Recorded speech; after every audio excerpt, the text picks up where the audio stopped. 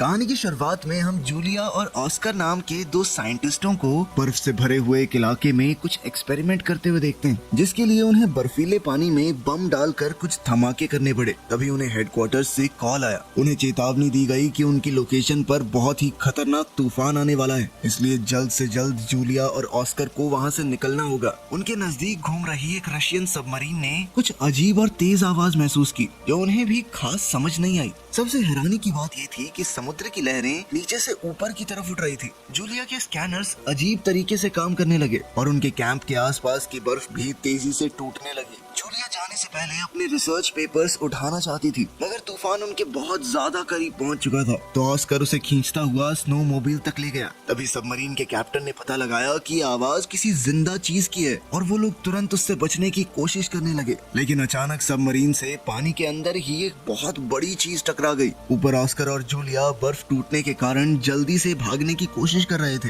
लेकिन बदकिस्मती से आगे भी बर्फ टूटने लगी। उनकी स्नो मोबाइल जो वहाँ से निकलने का एकमात्र सहारा थी, जलकर राख हो गई और पानी में डूब गई। जल्द ही धमाकों ने उनके कैंप को भी उजाड़ कर रख दिया और बचे हुए साइंटिस्ट धीरे धीरे डूबकर मरने लगे। उधर सबमरीन को भी लगातार नुकसान पहुंच रहा था और लोग बड़ी मुश्किल से अपनी सीट्स पर बैठे थे, क्योंकि सब कुछ जोर जोर से हिल रहा था। थोड़ी कोशिश करने के बाद वो फायर करने में कामयाब हो गए और उससे निकली रोशनी ने पानी में कुछ बड़े बड़े टेंटिकल्स दिखाए। तभी एक आदमी शीशे की स्क्रीन से टकराकर दूर जा गिरा और चोट की वजह से बेहोश हो गया। इससे पहले कि सबमरीन पूरी तरह डूब जाए, एक ऑफिसर ने इमरजेंसी मैसेज दबा दिया और रशियन नेवी के हेडक्वार्टर्स में सबमरीन के गायब होने की खबर पहुंच गई, क्योंकि उस सबमरीन में बहुत जरूरी हथियार थे। इसीलिए वो या तो उसे बचाने और अगर बचा नहीं सकते तो उड़ाने के लिए रेस्क्यू टीम भेजते हैं। इस मिशन को विक्टर लीड करेगा, जो पानी में फंसी हुई सबमरीन के कैप्टन का भाई है। उनका परिवार परेशान था कि कहीं विक्टर भी वहाँ गायब ना हो जाए। उसकी माँ को बहुत ज्यादा टेंशन हो रही थी, इसीलिए उन्होंने विक्टर को एक घड़ी दी, जो कि विक्टर के पिता की थी, जो अब इस दुनिया में नहीं है। उन्होंने कहा कि ये तुम्हारी रक्षा करेगी, वो जहाँ भी होंगे तुम्हारा ध्यान रखेंगे। उस रात विक्टर डॉक्स पर पहुंचा तो उसे पता चला कि उसके पिता के पुराने दोस्त एडमिरल ओलशेंस्की भी मिशन पर जा रहे हैं। अब उसे चिंता होने लगी कि मिस्टर ओलशेंस्की इस काम के लिए कुछ ज्यादा ही बूढ़े नहीं हो चुके हैं। ये बुढ़ा मरेगा, नाम मेरा हो जाएगा। जैसे ही विक्टर सबमरीन में चढ़ा, तभी क्रू मेंबर्स कंप्लेन करने लगे कि उन्हें छुट्टी से जल्दी वापस बुला लिया गया। दूसरी ओर जूलिया और ऑस्कर उस बर्फीले तूफान में भटक रहे थे। फोन से सिग्नल पकड़ने की कोशिश में जूलिया का ध्यान भटक गया और वो एक गहरी खाई में गिरने ही वाली थी कि तभी ऑस्कर ने उसे ऐन वक्त पर पकड़ लिया। उसी वक्त जूलिया के फोन में एक ऑयल रिग का सिग्नल मिला और सिग्नल मिलते ही उसने कॉल मिला दी, लेकिन उस बर्फीले तूफान की वजह से बहुत ज्यादा शोर था और रिग के लोग उसकी बात नहीं समझ पाए। थोड़ी देर बाद सिग्नल चला गया और कॉल कट गई। ऑस्कर अब बहुत फ्रस्ट्रेट हो चुका था। उसने एक फ्लेयर गन आसमान की तरफ चलाई और थकान के मारे जमीन पर बैठ गया। अगली सुबह सबमरीन दूसरी सबमरीन के गायब होने वाली जगह पर पहुंची। बहुत तैयारी के बाद वो लोग पानी में उतरे। जहाज के क्रू ने नोटिस किया कि ओलशेंस्की विक्टर को एक प्राइवेट रूम में ले गया था, जहाँ कुछ सीनियर ऑफिसर्स मौजूद थे और उन्हें एक रिपोर्ट पढ़ने के लिए दी गई, जिसे पढ़कर सब लोग बहुत ज्यादा परेशान हो गए। जल्दी ही पुरानी सबमरीन के गायब होने को लेकर अफवाहें फैलने लगी। वहीं दूसरी तरफ जूलिया और ऑस्कर को एक बुई बर्फ में फंसा हुआ मिला। बुई दरअसल एक ऐसा डिवाइस है जो पानी में तैरते हुए आसपास के जहाजों को सिग्नल भेजता है। तब उनके मन में उम्मीद जाग गई कि कोई तो उन्हें ढूंढने जरूर आएगा। इसके बाद वो इधर उधर भटकना बंद करके वहीं रुक गए। जब सबमरीन को बुई का सिग्नल मिला तो दोनों तुरंत उसी दिशा में बढ़ने लगे। अचानक से बहुत सारी वेल्स सबमरीन के चारों तरफ मंडराने लगी, मगर क्रू मेंबर्स भी बिना उन्हें चोट पहुंचाए नीचे जाने की कोशिश करने लगे। एक वेल गलती से स्क्रू हेड से टकरा गई। तभी ओलशेंकी ने क्रू को सोनार चालू करने को कहा, जबकि विक्टर इस बात से सहमत नहीं था। जब सोनार को एक्टिवेट किया गया तो वेल्स थोड़ी दूर चली गई, लेकिन पलक झपकते ही वापस पास आ गई। क्रू को कुछ भी समझ नहीं आ रहा था कि आखिर ये क्या हो रहा है। और तभी अचानक से सभी वेल मछलियाँ वहाँ से चली गई। पता चला कि उस एरिया में एक लो फ्रीक्वेंसी की आवाज आ रही है और अचानक ही समुद्र का निचला हिस्सा ऊपर उठ रहा है। तभी अचानक अंधेरे में एक बड़ा सा टेंटिकल हिलने लगा और सिर्फ अपने एक ही वार से उसने वेल को मार डाला। सबमरीन के क्रू को तो ये आवाज सुनाई नहीं दे रही थी। तभी उनका रेडार सिग्नल देने लगा कि एक बहुत बड़ा जीव उनकी सबमरीन से टकराने वाला है। ओलशेंस्की को लगा कि शायद किसी दुश्मन का जहाज आ रहा है, इसीलिए उसने क्रू मेंबर्स को फायर करने का ऑर्डर दिया। लेकिन विक्टर को ये ऑर्डर सही नहीं लगा, इसीलिए उसने क्रू को जल्दी से छुप जाने को कहा। सबमरीन बर्फ की दीवार में क्रैक के अंदर चली गई। जब भी सबमरीन बर्फ से टकराती तो हिलने लगती और रेडार की आवाज भी और तेज होती जा रही थी, जिससे हेडफोन्स लगाए हुए लोगों के कान दर्द करने लगते हैं। जैसे ही वो अजीब दुश्मन उनका पीछा करता है, क्रू को सबमरीन रोकनी पड़ी, क्योंकि एक दीवार ने उनका रास्ता रोक लिया था। खुशी की बात ये थी कि उनका पीछा करने वाला वो अनजान दुश्मन तब तक जा चुका था। जब क्रू सबमरीन के डैमेज का अंदाजा लगा रही थी तो ओल्शेंस्की विक्टर को डांटता है कि उसने बिना सोचे समझे रिस्क लिया। अब उनके पास कोई ऑप्शन नहीं बचा, तो अब उन्हें सबमरीन को ठीक करने के लिए पानी के ऊपर आना होगा।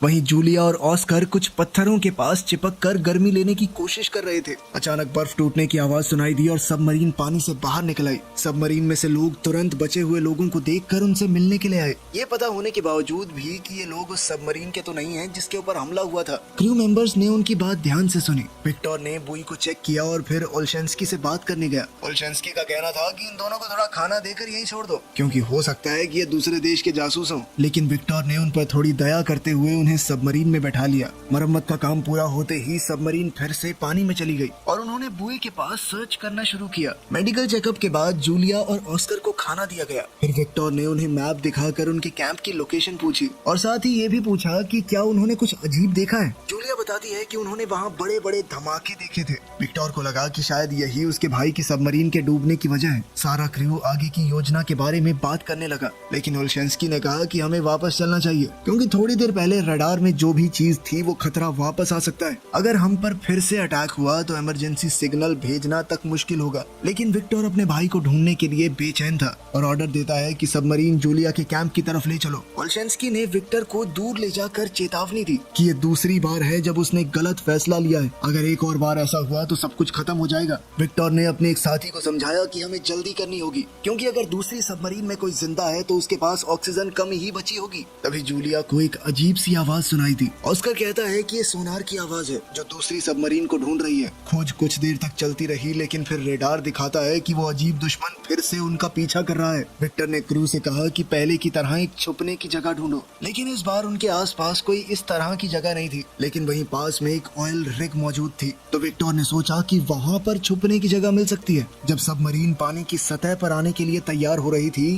तब ऑयल रिग के सभी वर्कर्स समुद्र से उठ रहे बड़े बड़े टेंटिकल्स को देखकर हैरान रह गए। उन्होंने तुरंत अलार्म बजा दिया। टेंटिकल्स रिग पर अटैक करना शुरू कर देते हैं और सारी बिल्डिंग गिरने लगती है। कई जगह तो जबरदस्त धमाके भी होने लगे। बहुत से वर्कर्स ने घबराकर भागने की कोशिश की, लेकिन उनके पास कहीं जाने की जगह ही नहीं थी, क्योंकि पूरा का पूरा स्ट्रक्चर ही टूट रहा था। जैसे ही सबमरीन का कांटेक्ट रिग से टूटा तो विक्टर पेरिस्कोप की मदद से ये देखने की कोशिश करने लगा कि आखिर चल क्या रहा है। जब उसने बड़े बड़े टेंटिकल्स को रिग को तबाह करते हुए देखा तो वो डर गया। उसने ये दृश्य स्क्रीन पर भेजा ताकि पूरा क्रू ये देख सके कि वो किससे लड़ रहे हैं, उनका दुश्मन कितना बड़ा है। जब रिग पूरी तरह से खत्म हो गई तो वो अजीब मॉन्स्टर फिर से सबमरीन का पीछा करने लगा, जिसके बाद उन्हें सबमरीन को तुरंत मोड़ना पड़ा। ओल्शेंस्की सोचने लगा कि विक्टर का क्रू को वो बड़ा सा मॉन्स्टर दिखाना उसकी तीसरी गलती थी और उसने सीधे तौर पर कहा कि अब से लीडरशिप मैं संभालूंगा। उसने जल्दी से कहा कि 2 टॉर्पीडो इसके ऊपर दाग दो और वो सीधा टारगेट को जाकर लगे। इस पर ओल्शेंस्की ने कहा कि ऐसे किया जाता है काम, लेकिन उसका चेहरा मरे हुए फूल की तरह मुरझा गया जब एक ऑफिसर कहता है कि दुश्मन अब भी जिंदा है और अब और गुस्से में आगे बढ़ रहा है और टॉर्पीडोज छोड़े जाते हैं। एक और धमाका होता है, मेन टारगेट को फिर से लगता है, लेकिन ये भी उस बड़े से मॉन्स्टर को मारने के लिए काफी नहीं था। मॉन्स्टर सबमरीन का पीछा करता रहता है और ओल्शेंस्की डर के मारे कुछ नहीं कर पाता। तब विक्टर ने फिर से कमान संभाली और क्रू से कहा कि जितना हो सके सबमरीन को तेज भगाओ। वो लोग उस मॉन्स्टर के ज्यादातर अटैक्स से बच गए, लेकिन एक टेंटिकल सबमरीन को लगा जिससे सबमरीन को थोड़ा नुकसान तो पहुंचा। वहाँ पर काम कर रहे लोगों को भी बहुत चोट आई। विक्टर का भी सर टकरा गया और उसे चक्कर आने लगे। कुछ कंप्यूटर्स में शॉर्ट सर्किट हो जाते हैं और एक कंप्यूटर तो एक आदमी के ऊपर गिर गया। सबमरीन डूबने लगती है और वो मॉन्स्टर इस मौके का फायदा उठाकर एक और जोर का हमला करता है। अचानक से मिसाइल वाले कंपार्टमेंट में धमाका हो गया।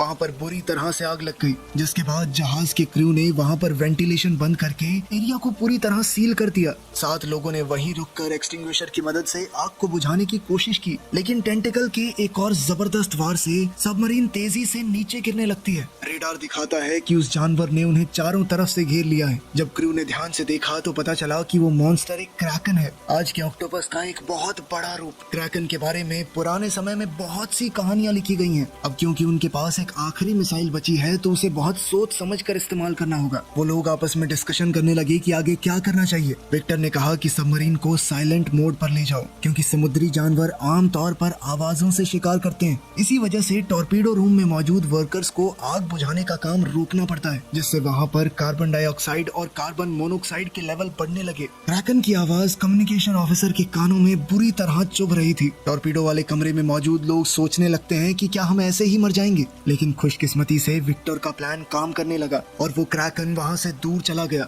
अब वो लोग दोबारा से अपने काम पर लग सकते हैं, लेकिन तब तक आग इतनी ज्यादा फैल चुकी थी कि थोड़े से एक्सटिंग्विशर से बुझाना पॉसिबल ही नहीं था। कुछ लोग आग से जलने लगे और तभी विक्टर ने सबको कहा कि कंपार्टमेंट खाली कर दो, जो चीज जल रही है जलने दो, बस अपनी जान बचाओ। कुछ ऑफिसर जब फायर एरिया से बाहर निकल रहे थे तो वो बुरी तरह से घायल हो गए, लेकिन बाकी के क्रू ने उन्हें दरवाजे के पार ले आने में उनकी मदद की। आखिरी सेकंड में दरवाजा बंद कर दिया गया ताकि आग बाकी हिस्सों तक न पहुंच सके। टॉर्पीडो कंपार्टमेंट का प्रेशर कंट्रोल करके आखिरकार आग बुझा दी जाती है। ये वहाँ पर लोगों के होते हुए नहीं किया जा सकता था। इसके बाद जो लोग अभी भी ठीक थे उन्हें रिपेयर का काम दे दिया गया और जो लोग घायल थे उन्हें इन्फर्मरी या उनके कमरों में भेज दिया गया। ऑस्कर और जूलिया ने उनकी चोटों का इलाज करने में मदद की, जिससे क्रू उन पर भरोसा करने लगा। बाद में विक्टर क्रू से उनके विचार पूछता है कि अब क्या करना चाहिए। सभी कहते हैं कि हमें वापस जाना चाहिए क्योंकि हमें दूसरी सबमरीन की लोकेशन का कुछ नहीं पता और क्रैकन से बचने के लिए कोई सुरक्षा नहीं है हमारे पास। ओल्शेंस्की ने विक्टर को याद दिलाया कि तुम्हारे पिता एक हीरो थे जो एक सबमरीन इंसिडेंट में लोगों को बचाते हुए शहीद हुए थे। काफी सोचने के बाद अब विक्टर भी मान गया कि वापस चलने में ही भलाई है। जब सबमरीन घर लौटने लगी, विक्टर अपने पिता की लिखी हुई आखिरी चिट्ठी पढ़ता है। तभी जूलिया उसके कमरे में आई और देखती है कि वहाँ पर कुछ पक्षी थे। विक्टर ने बताया कि उन्हें ऑक्सीजन लेवल चेक करने के लिए रखा गया है। जूलिया ने उससे एक मैप मांगा और सभी लोकेशंस दिखाई जहां पर उन्होंने क्रैकन को देखा है और अपने कैंप की भी लोकेशन बताई। वो कहती है कि पुरानी कहानियों के हिसाब से इस जानवर ने पहले भी कई जहाजों पर हमला किया है, लेकिन फिर अचानक ही वो गायब हो गया। इसीलिए कई साइंटिस्ट मानते थे कि क्रैकन किसी गहरी नींद में चला गया है। जूलिया ने बताया कि हमने जिन धमाकों का इस्तेमाल किया था शायद वो क्रैकन के छुपे हुए घर पर लगा दिए, इसी वजह से शायद वो जाग गया है। अगर सबको जिंदा रहना है तो उन्हें सोनार बंद करना होगा, वरना वो उनके पीछे दोबारा आ जाएगा। क्योंकि जूलिया क्रैकन के बारे में इतने अच्छे से जानती है तो विक्टर ने उससे पूछा कि तुम्हें कोई आइडिया है मेरे भाई की सबमरीन कहाँ हो सकती है। जूलिया ने समझाया कि ऑक्टोपस अपने शिकार को खींचकर अपने घर में ले जाते हैं और वो जगह उनके कैंप के आसपास ही होनी चाहिए। तभी उनकी बातचीत एक ऑफिसर के आने से रुक गई। ऑफिसर ने कहा कि हमें एक क्लू मिला है। वो साइलेंट मोड के समय की रिकॉर्डिंग सुनाता है जिसमें सबको सुनाई देता है कि कोई किसी मेटल पर बार बार ठक ठक कर रहा है। वो सिग्नल को ट्रैक करते हैं और ये कंफर्म होता है कि ये जूलिया के कैंप के पास से आ रहा है। इसका मतलब साफ था कि दूसरी सबमरीन में अभी भी कुछ लोग जिंदा हैं। विक्टर ने सबको बुलाया और कहा कि देखो, हमारे फौजी उस सबमरीन में बंद हैं, जिंदगी और मौत के बीच जूझ रहे हैं वो। अगर उन्हें हम नहीं बचाएंगे तो कौन बचाएगा? ये मत सोचना कि मैं सिर्फ अपने भाई के लिए वहाँ जाना चाहता हूँ। अगर तुम में से कोई भी वहाँ होता तो मैं एक आदमी के लिए भी यही करता। जिसके बाद उसने अपने साथियों को सीधे ऑर्डर दिया कि सबमरीन को जूलिया के कैंप की तरफ ले चलो। अचानक मशीन और दीवारों में से नट बोल्ट्स निकलने लगे, ग्लास और लाइट्स टूट गई। इसका मतलब था कि सबमरीन ज्यादा गहरे पानी में चली गई है, जिस वजह से वो लोग सबमरीन को थोड़ा ऊपर लेकर गए। तब एक ऑफिसर ने नोटिस किया कि हम तो कुछ अलग ही जगह पर आ चुके हैं। विक्टर ने कहा कि हमें एक मिनी सबमरीन भेजनी चाहिए इस जगह को अच्छे से देखने के लिए, क्योंकि मिनी सबमरीन का पायलट पिछले अटैक में इंजर्ड हो गया था। तो विक्टर ने कहा कि मैं खुद जाऊंगा और तब तक ओल्शेंस्की कमांड में रहेंगे। मिनी सबमरीन विक्टर और 2 ऑफिसर्स के साथ निकलती है। जैसे जैसे वो गहरे पानी में जा रहे थे, प्रेशर की वजह से उन्हें सबमरीन के मेटल से आवाजें सुनाई देने लगी, क्योंकि इतनी गहराई में वो पहली बार जा रहे थे। प्रेशर जल्दी ही उस सबमरीन के ऊपर असर डालने लगा, इसीलिए अगर उन्हें जल्दी जल्दी कुछ नहीं मिलता तो उन्हें वापस जाना पड़ेगा। तभी उन्हें कहीं से आवाज सुनाई दी। जब वो उस दिशा में गए तो पता चला कि वहाँ हजारों डूबे हुए जहाज थे। इसका मतलब है कि जूलिया की थ्योरी और कहानियां एकदम सच हैं। आखिरकार उन्हें दूसरी सबमरीन मिल गई और वो उसकी डैमेज को चेक करते हैं। खुशी की बात ये थी कि उसका आगे का हिस्सा अभी भी ठीक है। इसका मतलब है कि कुछ लोग वहाँ छुपे हो सकते हैं। उन्होंने इस मिनी सबमरीन को पुरानी सबमरीन से जोड़ने की कोशिश की, लेकिन इतने प्रेशर में ये कर पाना बहुत मुश्किल था। आखिरकार काफी कोशिशों के बाद उन्होंने कनेक्शन बना ही लिया। विक्टर ने डाइविंग सूट पहना और कनेक्शन की मदद से दूसरी सबमरीन में चला गया। हैच खोलने से पहले उसने नॉक किया और अंदर जाकर वो बहुत खुश हुआ क्योंकि क्रू अभी भी जिंदा था, उसका भाई अलेक्जेंडर भी। उन्होंने ये खबर मेन सबमरीन को भेजी और वहाँ पर सभी लोग खुशी से जश्न मनाने लगे। अलेक्जेंडर समझ रहा था कि उन्होंने सबमरीन को साइलेंट मोड पर रखा होगा ताकि क्रैकन का ध्यान न जाए, और उसने बीच बीच में ही सिग्नल भेजा। विक्टर ने जितने ज्यादा लोग फिट हो सकते थे उतने मिनी सबमरीन में भेजे, लेकिन सबको बचाने के लिए 2 बारी लगेंगी। विक्टर ने फैसला लिया कि वो अपने भाई के साथ यहीं रुकेगा और एक मैकेनिक को आखिरी पायलट के साथ भेजा गया। उन्होंने सबमरीन के अगले हिस्से पर एक ट्रैकर लगा दिया ताकि उनकी लोकेशन खो न जाए, लेकिन फिर उन्हें याद आया कि क्रैकन भी तो इस सिग्नल को पकड़ सकता है, जिसके बाद उसे बंद कर दिया गया। जब मिनी सबमरीन ने वहाँ से टेक ऑफ किया तो पूरी सबमरीन एक बार के लिए हिल गई, लेकिन नीचे नहीं गिरे। जल्द ही वो लोग मेन सबमरीन तक पहुँच गए और बचाए गए लोगों का इलाज शुरू हो गया। सबमरीन को चला रहा पायलट दूसरी ट्रिप करने लायक नहीं था, तो जूलिया ने ऑस्कर को मदद करने को कहा। ऑस्कर पहले सबमरीन में काम कर चुका था, तो वो मान भी गया। जब मिनी सबमरीन वहाँ से निकली तब ओल्शेंस्की ने रेडार में देखा कि क्रैकन फिर से हिलना शुरू हो चुका है। दूसरी तरफ विक्टर और अलेक्जेंडर उन खतरनाक हथियारों को ढूंढने जाते हैं जो उनके सीनियर्स ने मांगे थे। उन्होंने डिस्ट्रॉयड एरिया में जाके तिजोरी से कोड निकाले, लेकिन जब उन्होंने कंप्यूटर में कोड डालने की कोशिश की तो सिस्टम ने काम नहीं किया। लेकिन विक्टर हार मानने को तैयार नहीं था और काफी सारे बटन दबाने के बाद कंप्यूटर ऑन हो गया। उन्होंने देखा कि ये हथियार अभी भी काम कर रहे हैं। उस हथियार में से निकलने वाले सिग्नल को मिनी सबमरीन ने पकड़ लिया और उस सिग्नल का पीछा करते हुए वहाँ पहुँच गए। लेकिन मेन सबमरीन में सब लोग डर चुके थे क्योंकि क्रैकन उनके बहुत करीब आ चुका था। क्रू ने जल्दी से सबमरीन को समुद्र के निचले हिस्से में लैंड कर दिया और साइलेंट मोड में चले गए। क्रैकन ने एक बड़ा पत्थर सबमरीन पर फेंका, जिस वजह से सबमरीन को चोट लगी और पानी एक कंपार्टमेंट में घुसना शुरू हो गया और क्रू इस डाउट में पड़ गया कि वो साइलेंट मोड कितनी देर तक रख पाएंगे। जल्द ही मिनी सबमरीन विक्टर की लोकेशन तक पहुंच गई और जब डॉकिंग हो रही थी तब गलती से ट्रैकर ऑन हो गया। क्रैकन मेन सबमरीन पर अटैक करने ही वाला था, लेकिन ट्रैकर का सिग्नल पाते ही वो अपनी गुफा की तरफ बढ़ा। ओल्शेंस्की ने क्रू को ऑर्डर दिया कि जल्दी से इस मौके का फायदा उठाकर ऊपर चलो। इसी दौरान विक्टर पाइप के थ्रू हथियारों वाले कमरे तक पहुंचने की कोशिश कर रहा था, जो क्रैकन के हमले की वजह से ब्लॉक हो गया था। अलेक्जेंडर ने मिनी सबमरीन के डॉक की आवाज सुनी और अपने क्रू को जाने के लिए कहा, जबकि वो अपने भाई का इंतजार करने लगा। आखिरकार विक्टर हथियारों वाले कमरे में पहुंच गया और उसने मिसाइलों के अंदर कोड डालना शुरू कर दिया, जबकि अलेक्जेंडर कंप्यूटर में कोड डाल रहा था। हथियार लोड होने में थोड़ा टाइम लग रहा था। इसी बीच क्रैकन ने उन्हें ढूंढ लिया। सभी लोग उसके हमले के लिए मानसिक तौर पर तैयार थे। जब उसके टेंटिकल्स सबमरीन के चारों तरफ घूम रहे थे, दोनों भाई आपस में बात करते हैं और अपनी पुरानी लड़ाइयों के लिए एक दूसरे से माफी मांगते हैं। क्रैकन ने एक झटके में सबमरीन का आधा हिस्सा तोड़ दिया, लेकिन वो हिस्सा तो पहले ही खाली था। क्रैकन अब दोबारा अटैक करने ही वाला था। दोनों भाइयों ने एक साथ बटन दबा दिया ताकि हथियार फायर हो सके। अब पानी सबमरीन में घुसने लगा तो विक्टर जल्दी से पाइप के थ्रू वापस अलेक्जेंडर के पास गया। वो हथियार जल्द ही खुद ब खुद फटने वाले थे, तो दोनों भाई तेजी से निकलने की कोशिश करते हैं। सबमरीन अब डूब रही थी और जोरदार लहरों की वजह से कॉरिडोर में पानी आ रहा था, जिस वजह से दोनों भाई अलग हो गए। विक्टर ने अलेक्जेंडर को ढूंढते हुए उसका हाथ पानी से बाहर निकलते हुए देखा। विक्टर ने तुरंत उसका हाथ पकड़ा और अपने पास खींचने लगा, जब तक अलेक्जेंडर सही सलामत उसके पास नहीं आ गया। दोनों भाई सीढ़ियां चढ़कर मिनी सबमरीन में घुस गए और दरवाजा बंद कर लिया ताकि पानी अंदर ना आ सके। अब सिर्फ 2 मिनट बचे हैं धमाके के लिए, लेकिन मिनी सबमरीन लॉन्च नहीं कर पा रही थी। जब वो लोग मेन सबमरीन के साथ जुड़े जुड़े नीचे गिरने लगे तो विक्टर को इमरजेंसी लीवर याद आया। उसे खींचते ही मिनी सबमरीन आखिरकार डिस्कनेक्ट हो गई। फिर वो तेजी से निकलते हैं और हथियारों के फटते ही जो शॉक वेव निकली, उन्होंने मिनी सबमरीन को समुद्र में घुमा दिया। ऊपर मेन सबमरीन में सब लोग बस उनके सही सलामत ऊपर आने का इंतजार कर रहे थे। कुछ देर बाद सब लोगों के हौसले टूट ही रहे थे कि तभी पानी में कुछ बबल्स दिखने लगे। वो मिनी सबमरीन ही थी जो आखिरकार ऊपर आ चुकी थी। आखिरकार वो सभी लोग बच गए और दोनों भाई एक साथ अपनी माँ से मिले। वीडियो पसंद आई तो लाइक कर देना, चैनल को सब्सक्राइब कर लेना। मिलते हैं अगली वीडियो में।